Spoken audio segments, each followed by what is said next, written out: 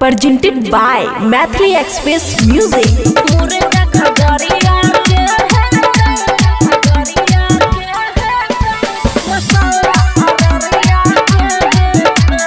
खुशी recording studio Baluaha. भैया प्रमोद और खेसारी क्या ललकै हमारा मारी। हाँ भैया प्रमोद और खेसारी क्या ललकै हमारा मारी। नहीं आरा के नहीं छपरा के मिथिला के बढ़िया है ते मुर्गा खगड़िया के है ते मसाला अररिया के है ते मुर्गा खगड़िया के है ते मसाला अररिया के है ते बुझलिए। मुर्गा खगड़िया के है खगड़िया के है मसाला अररिया के है अररिया के है। हाँ दरभंगा से हम आना बयाटा क्या देबै जिला पटना के टाटा।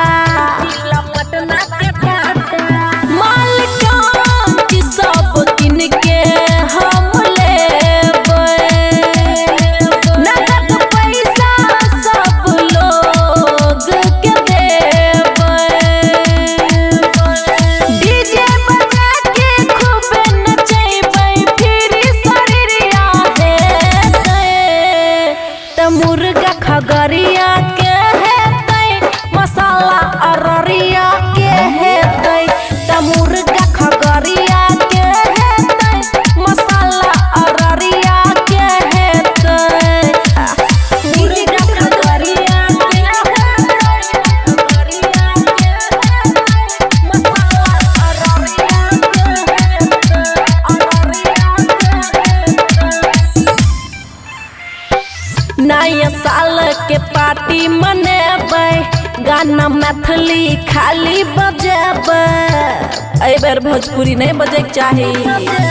बबुआ राहुल करत सब ई व्यवस्था चिकना में से हो रहतै नाश्ता।